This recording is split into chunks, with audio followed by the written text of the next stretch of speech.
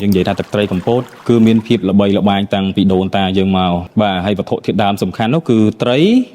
អំបិលជាមួយនឹងការបន្ទុំនៅក្នុងធុងឈើរបស់យើងក្រោមកម្ដៅព្រះអាទិត្យបាទរយៈពេល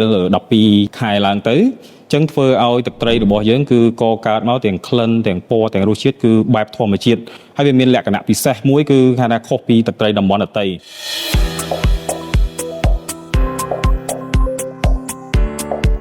ការចាប់ផ្ដើមអាជីវកម្មនេះគឺយើងបង្កើតឡើងតាំងពីឆ្នាំ1995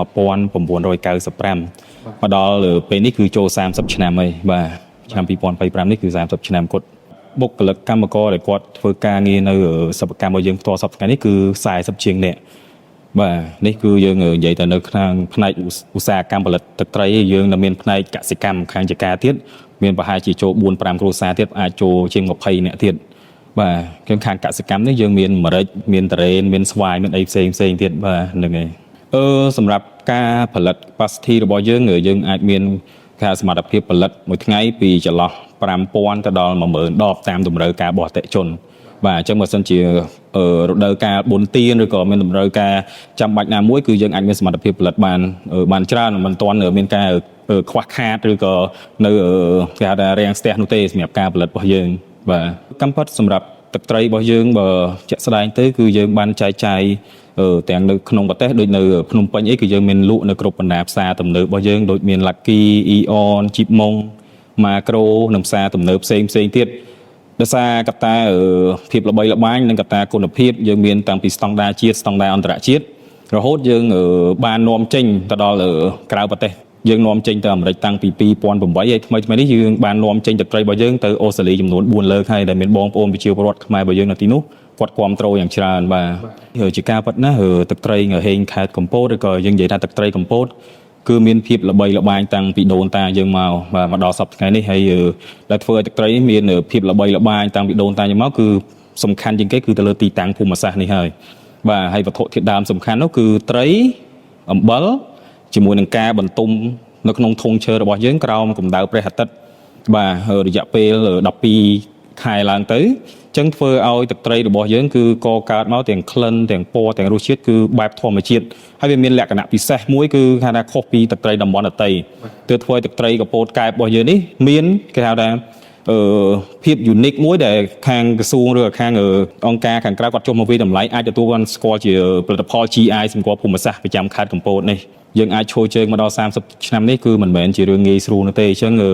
កត្តាសំខាន់ជាងគេគឺទំនុកចិត្តរបស់អតិថិជនតែគាត់ប្រើប្រាស់បានន័យថាផលិតផលរបស់យើងគឺមានគុណភាពមានការទទួលខុសត្រូវគឺទាំងសេវាកម្មទាំងអីគឺយើងធ្វើយ៉ាងម៉េចគេថាបំរើជូនអតិថិជនឲ្យគាត់មានភាពកក់ក្ដៅគាត់ប្រើទៅហើយគឺគាត់គេថាចង់ប្រើទៀតហើយអ្វីដែលសំខាន់គឺយើងតែងតែផ្ដោតយកចិត្តទុកដាក់ទៅលើការផលិតទាំងគ្រឿងផ្សំទាំងការវេចខ្ចប់ទាំងស្តង់ដារទាំងអីគឺគេថាទំនុកចិត្តជូនពួកគាត់ពេលដែលពួកគាត់យកទៅប្រើប្រាស់គឺគាត់តែងតែនឹកឃើញថារាល់ផលិតផលនៅហេងគឺគាត់ឲ្យតម្លៃដូចដំបូងឡើយគឺយើងមានតែទឹកត្រីមួយមុខទេតែសប្តាហ៍ថ្ងៃនេះគឺយើងនវានុវត្តផ្លាស់ប្ដូរនឹងយើងគេថាវេចខ្ចប់កែច្នៃបានច្រើនសប្តាហ៍នេះនៅក្រុមហ៊ុនទឹកត្រីនៅហេងយើងមានតាំងពីទឹកត្រីទឹកស្អ៊ីវទឹកម្ទេសទឹកសៀងប្រេងខ្យងណាមានតាំងពីអំបិលមានតាំងពីម្រេចអស់នេះហើយគឺជាកត្តាមួយដែលយើងគេហៅថាខិតខំអភិវឌ្ឍកែច្នៃនៅវត្ថុធាតុដើមក្នុងស្រុករបស់យើងដែលមានគុណភាពហើយស្រាប់ហើយយើងមិនបាច់ទៅនាំចូលទេអញ្ចឹងយើងខិតខំធ្វើយ៉ាងម៉េចយើងកែច្នៃឲ្យបានល្អយើងចែកឆាយហើយយើងប្រកួតប្រជែងជាមួយនឹងប្រទេសជិតខាងហើយអ្វីដែលសំខាន់ចង់សំណូមពរទៅដល់ពុកម៉ែបងប្អូនទាំងអស់ដែលជាពលរដ្ឋខ្មែររបស់យើងងាកមកប្រើប្រាស់នៅផលិតផលខ្មែររបស់យើងដែលមាននៅស្តង់ដារមានគុណភាពក៏ដូចជាគេថាយើងយកចិត្តទុកដាក់សម្រាប់សុខភាពរបស់បងប្អូនជាពលរដ្ឋរបស់យើងដែលគាត់យកទៅប្រើប្រាស់គឺយើងមានការទទួលខុសត្រូវខ្ពស់បាទសួរថា30ឆ្នាំនេះយើងបានជួយអីគេខ្លះទៅដល់បងប្អូនជាពលរដ្ឋក៏ដូចជាសង្គមជាតិយើងបានចូលរួមច្រើនតាមរយៈដូចបងលើកឡើងអញ្ចឹងការស្រូបទាញកម្លាំងពលកម្មនៅក្នុងស្រុករបស់យើងគឺយើងអាចជួយទៅដល់ពួកគាត់មានការងារធ្វើបានច្រើនគាត់មិនបាច់ទៅចំណាក់ស្រុកឬក៏ធ្វើការនៅកន្លែងណាឆ្ងាយក្រៅពីផ្ទះរបស់គាត់ទី1ទី2គឺយើងបង្កើនគុណតម្លៃនៃការដូចបងប្អូនប្រជាពលរដ្ឋរបស់យើងដែលគាត់កសិករគាត់ផលិតអំបិល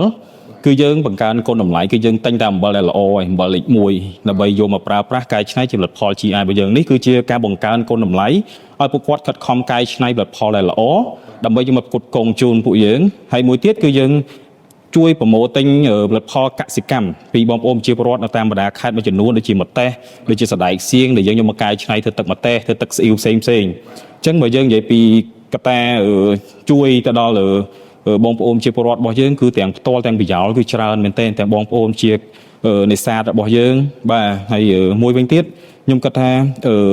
ជាផ្នែកមួយដែលយើងមោទនភាពគឺខ្ញុំតែងតែខិតខំផលិតកែច្នៃ workshop ធ្វើយ៉ាងម៉េចគេថាជាផលិតផលមួយដែលក្នុងខេត្តដែលបងប្អូនទេសចរមកខេត្តកុំឲ្យថាមកអត់ដឹងថាមានអីដែលជាផលិតផលប្រចាំរបស់ខេត្តរបស់យើងឬក៏អត់សូវសម្បូរបែបអញ្ចឹងយើងព្យាយាមខិតខំផលិត workshop កែច្នៃដើម្បីលើកមុខមាត់ខេត្តរបស់យើងក៏ដូចជាការប្រកួតប្រជែងដែលយើងមានមោទនភាពបាននាំចេញទៅដល់ប្រទេសក្រៅនេះខ្ញុំគាត់ថាវាជារឿងមួយដែលយើងសប្បាយចិត្តមែនទែនក្នុងនាមយើងជាអ្នកផលិតមួយរូបបាទសម្រាប់ផែនការឆ្នាំ2025នេះផ្ទាល់ក៏ដូចជា2026កំពិតយើងកំពុងតែសិក្សាក៏ដូចជារៀបចំនៅការនាំចេញទៅខាងក្រៅប្រទេសបន្ថែមដូចជាប្រទេសកូរ៉េនិងប្រទេសជប៉ុន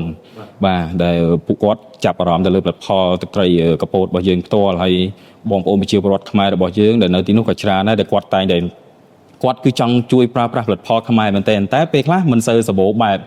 បាទហើយពិបាកក្នុងការនាំចេញអញ្ចឹងចំណុចនេះហើយដែលយើងព្យាយាមខិតខំថាធ្វើយ៉ាងម៉េចគឺនាំផលិតផលខ្មែររបស់យើងគឺទៅទូទាំងពិភពលោកតាមតែអាចធ្វើទៅបានបាទហើយជា